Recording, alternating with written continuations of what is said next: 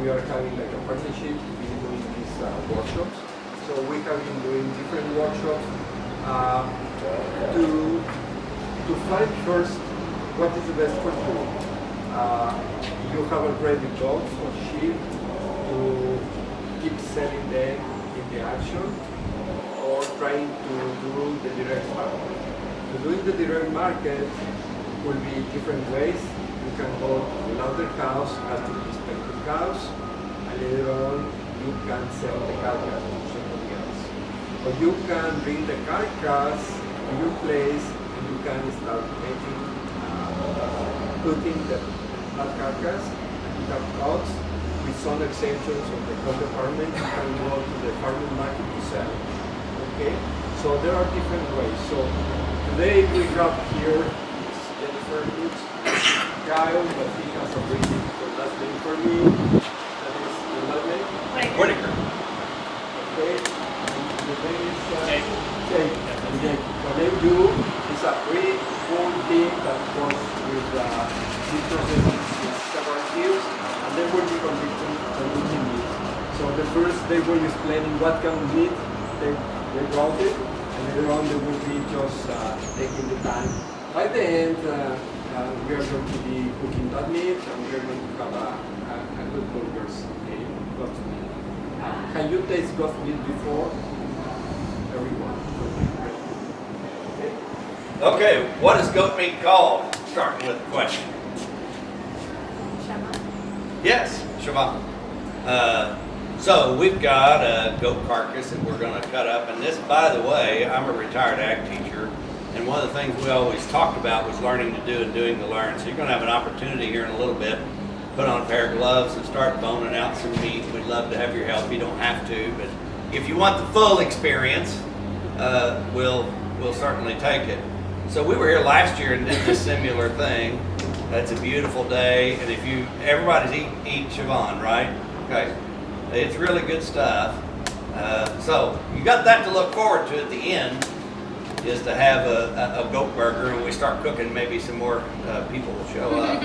So last year I made the mistake of bringing my wife, and I went home with 2 goats. This year I said, you're not going, you stay at home. So the first thing we're going to do is just break this goat carcass up into what we call wholesale or primal cuts. And that's what's here. We've got the shoulder, we've got the foreshank and breast, the rack or rib, the loin, and then the leg. And the sirloin is attached to the leg on a sheep and goat carcass. That's different than other species, beef and pork. The sirloin is part of the loin. But with our small ruminants, we break that differently. And then we're going to cut some of these retail cuts that are on here just so you can see what they look like. And majority of this we're going to grind, so if you want to hop in there and use our little grinder, you're more welcome to do that. And last year, we'll probably try to do the same thing this year. We butterflied the loin muscle and just made some goat steaks, and they're really, really good. I was super impressed. So that's what we're going to be doing. We encourage you to ask lots of questions, put on some gloves and get your gloves dirty, and get the full hands-on experience of what's going on. So the carcass we have, and Jennifer's got pictures on her phone. If anybody wants to see them, if you don't, you don't have to look. Well, first of all, I'm going to tell you, getting in the weather goat business might be a pretty good thing for you. I went on a mission to find a weather goat, which is kind of challenging actually. I found one, and it was at a public auction, and I give over $3 a pound for this goat, and live weight was 110, and it looks like a Nubian boar cross, I would say. It's all white, big Nubian ears on him. So if you think about 110 pound carcass weight, we're talking dressing percentage on goats.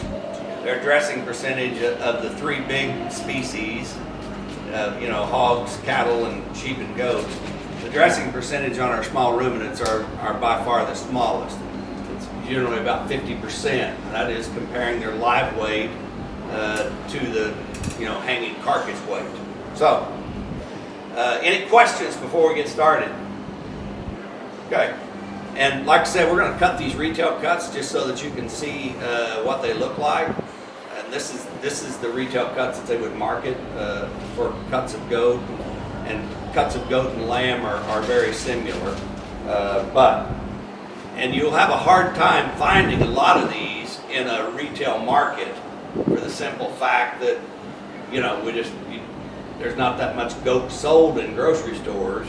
And even on the lamb side, finding some of these bone-in cuts are challenging. But anybody got any questions to start off with? Okay, but don't be afraid to ask questions. Don't be afraid to put on a pair of gloves. I fully expect to turn around. You're standing right beside me when we're doing this, okay? So don't feel like you have to sit there like a knot on a log the whole time. Get up and check it out. So I also brought a little scale. Come on over. I thought it might be interesting to kind of weigh some of these primal cuts. You want to go ahead and grab that beast out there. So I had to go ahead and take the hind quarters off so I could get him fit in the cooler.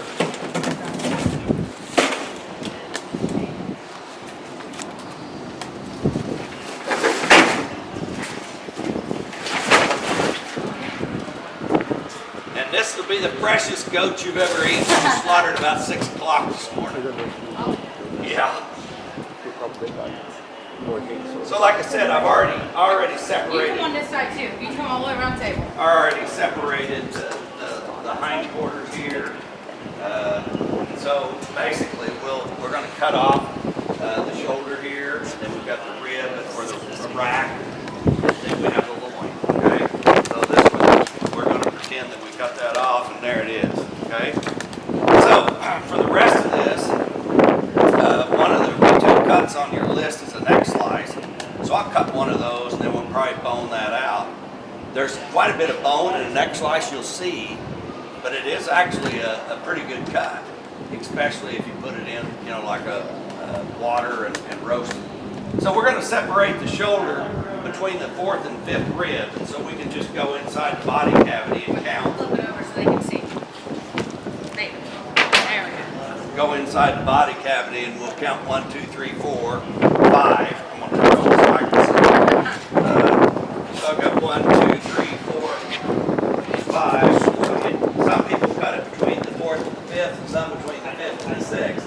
And it depends on really how many cuts you want out of that rib. Okay? But I'm going to cut it between the 4th and the 5th, so I'm just going to make me a little hole here. So I know where to cut. Okay? We're going to use a handsaw to cut that off.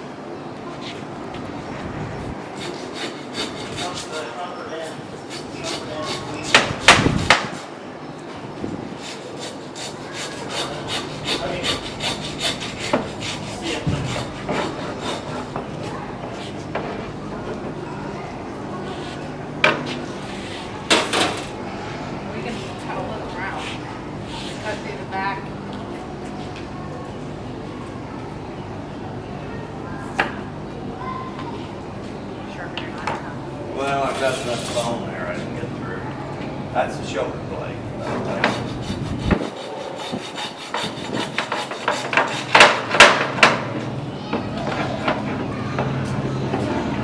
And then we'll take this over the saw and trim him up.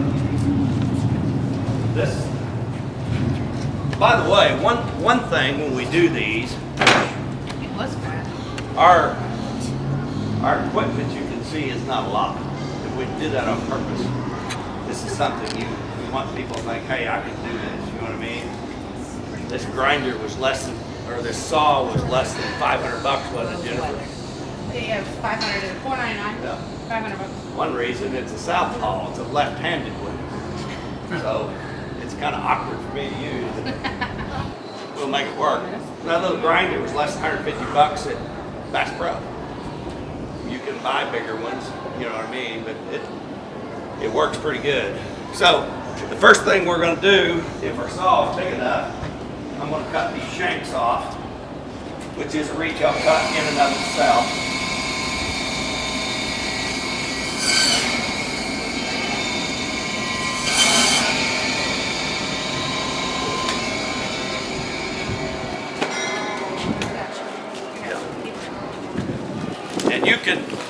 roast these whole like this, or you can cut them up. So I'll cut one up and we'll leave the other one cold.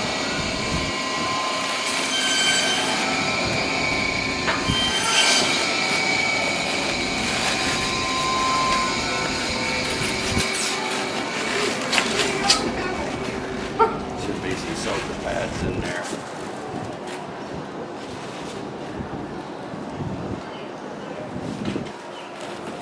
So this is a lamb shank, and you can see there's quite a bit of connective tissue in it. But if you stew that, it'll fall off the bone, and it's really tender. Next thing I'm going to take off is the neck.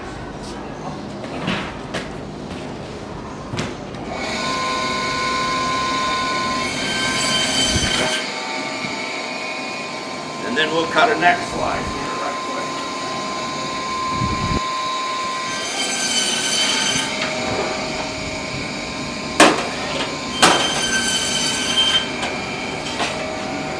That was pretty another tray. It's got this, like I said, this weird bone in it. Kind of looks like a butterfly. We'll bone these out for some goat patties here in a bit, but that's an neck slice. Now let's see if we're solid split these. If not, I think.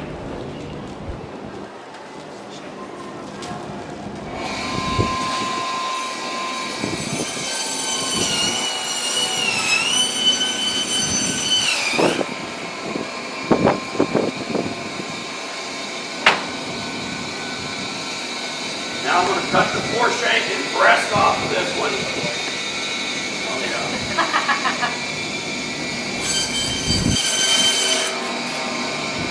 That in and of itself is called a square cut whole. It's a roast.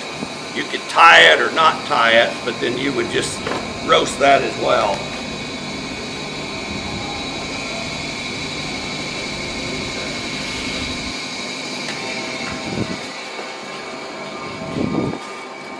Take this breast off,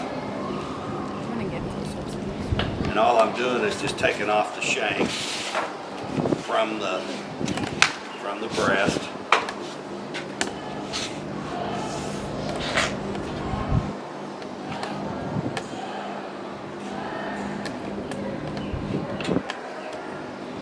So you can do that as a whole breast, or lots of times they'll cut this and they refer to them as riblets, and I'll cut you a few of those.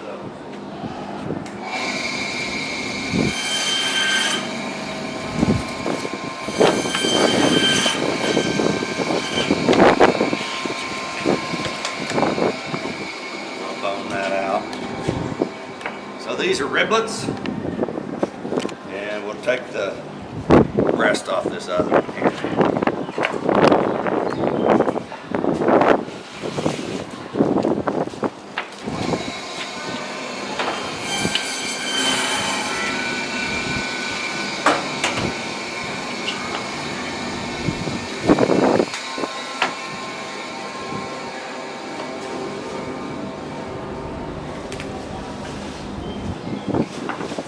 Bone it out, we've got pretty much the bone and the meat.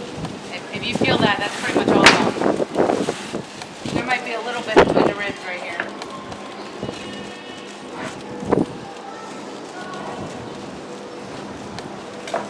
And that's the whole breast. Put that on the tray.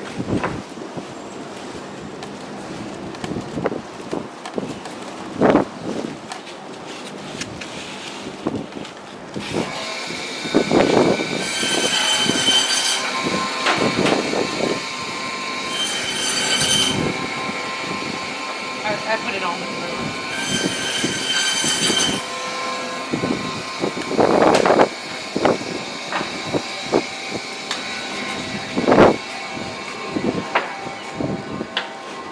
There's a lug down there for trash. I'm cutting these really thick so you can see them, but this is an arm chop, and then come on in, yeah. You here's guys a can blade. get close. Here's a blade chop. And you can leave the rib bones on either one of those or take them off. But here's where we've cut the shoulder blade. And so for those of you that are meat people, this right here In beef, that's a flat iron steak. And for whatever reason, when I was a kid, I didn't even know what a flat iron steak was. Now they'll charge you out the wazoo. It's about the second most tender cut in a carcass, including a goat. And so they pull that out. A lot of people use it for fajita meat. But I mean, it's super, super tender. Now you got to deal with that gristle right in the middle of it, but the rest of it is pretty phenomenal. So there's an arm chop and a blade chop. And see, we have another shoulder. Yeah. We'll just bone this out. Just bone all that out. There's the trim. Okay. Going to remove this middle part is called the hanging tender, kidney, pelvic, heart fat.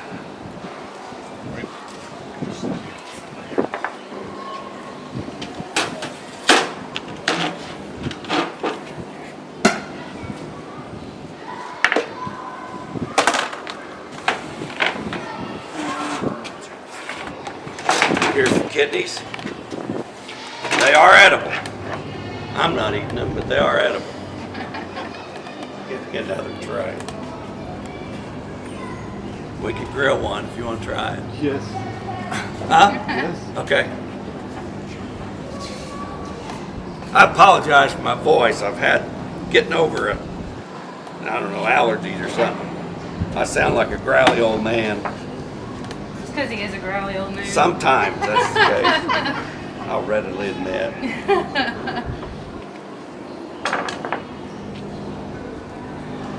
Anyway, kidneys. And this is, as far as fat goes, this is the best fat there is. Like, if you're wanting to add fat, you know, in beef they call this tallow. In hogs, this would be the cream of the crop to make rendered lard out of. We're probably not going to need it in our burger, but I'm just going to trim some of this skirt off here, and then we'll separate the rib from the loin.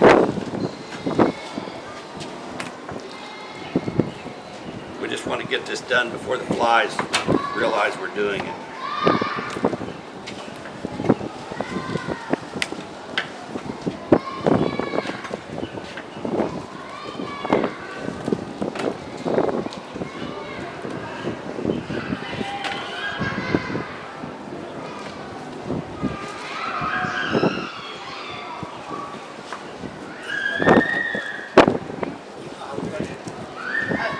How to do what he's doing? No, that's why I do this side. No, the way you are doing it, it looks like you are expert.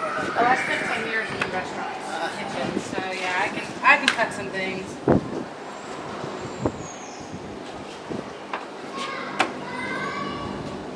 I'm just cleaning him up here in the middle.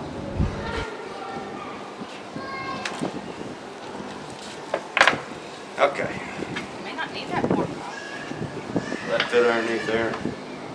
Probably not, I don't think so. No, you'll need your spoon.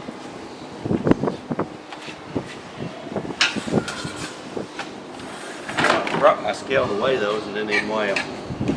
So, we want to separate the rib from the loin at the last rib. So they have 13 ribs, unless there's something wrong with them. There's 13 ribs. And so the shoulder is ribs 1 through 5 or 1 through 4, depending on how you want to cut it. Sometimes they'll leave more in the rib if they're wanting to make a crown roast. I don't know if you know what that is, but basically they take the whole rib roast and they cut in between the vertebrae and they bend it inside out and they expose the bone, and so you have a roast that looks like a crown roast. It's pretty in-depth to cut.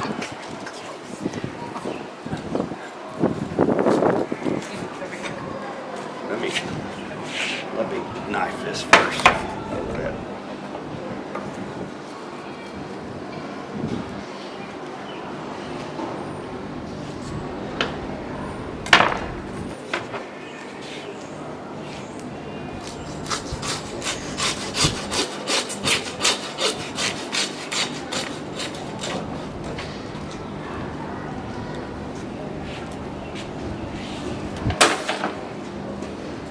Okay, here's the loin. This is the tenderloin is inside. And so when it comes to retail cuts of the loin, you have a loin roast, which could be this. We trim this off a little bit. We'll go ahead and do that.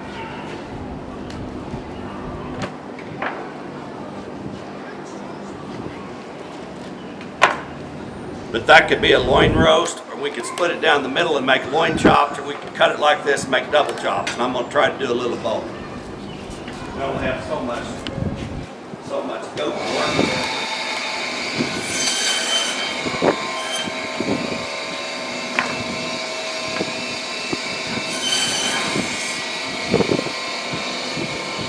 That's a double chop.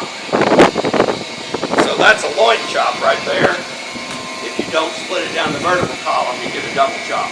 This is the inner tenderloin. That's the most tender, highest price cut. And this is the top loin muscle, the long distance dorsi muscle.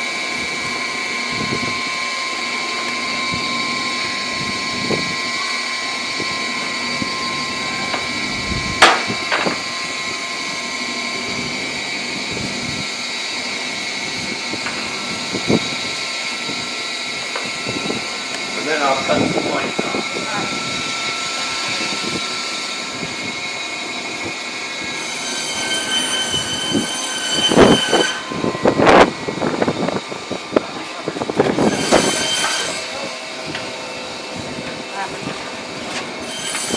Happens every time.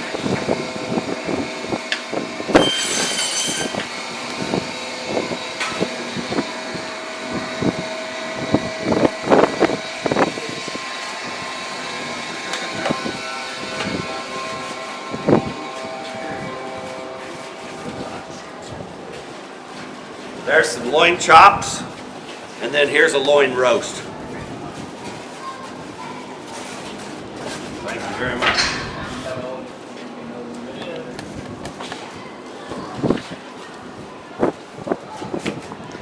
So now we'll start working on this rib or rack.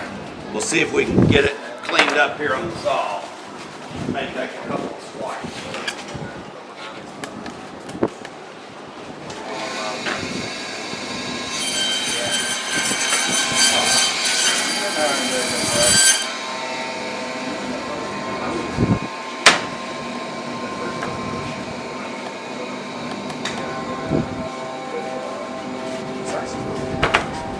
So in pork, this would be like spare ribs. Beef, we'd call these short ribs. In sheep and goats, you just call it a lamb rack or a rack of lamb ribs. You can also make riblets out of these if you want to. Cut them in between. We're just going to bone them out. This piece of meat laying right here,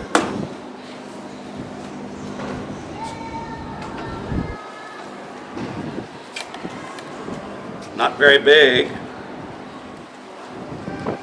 and they typically don't cut this on sheep and goats.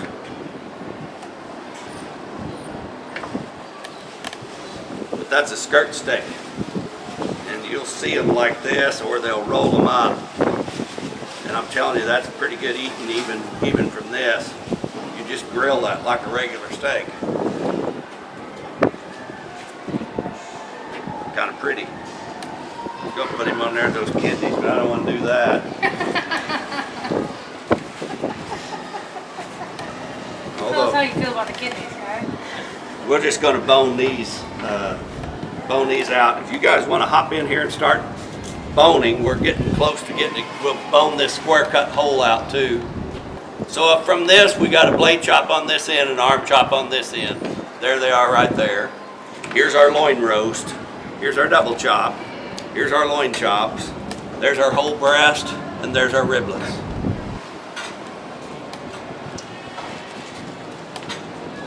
Okay, now we're going to split this rib. You notice that the blade bone goes just into the rib a little bit.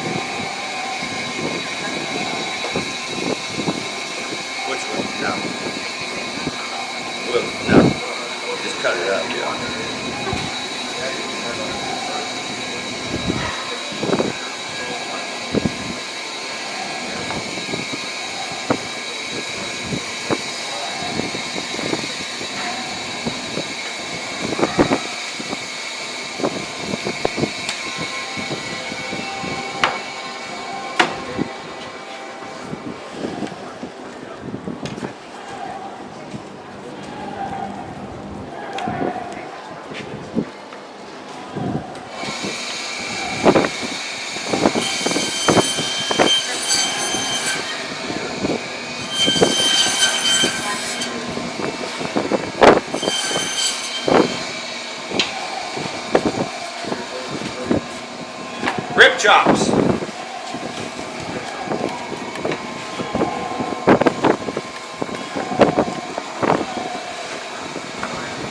Not a lot of meat there, but that's good stuff.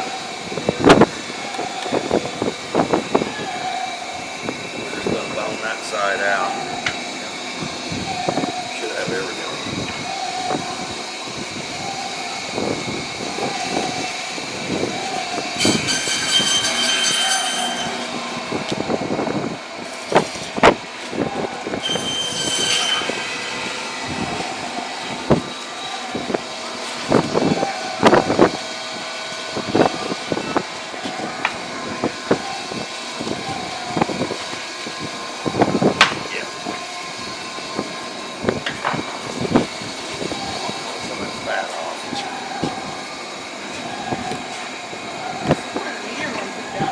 Yeah.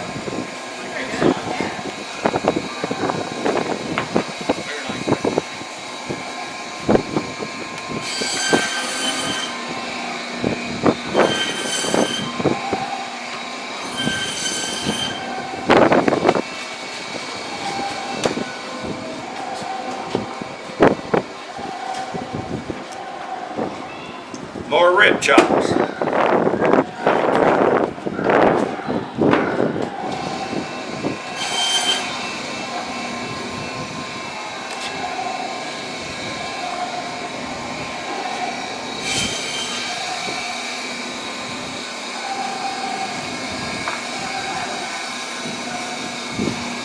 I always give it fresh.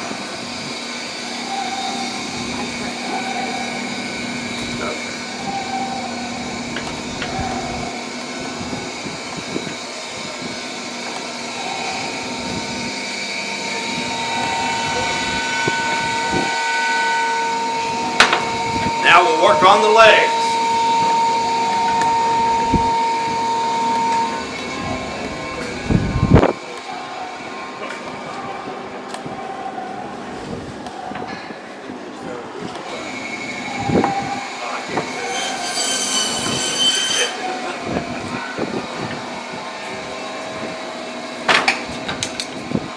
Kyle, What happened? she's bumping knife.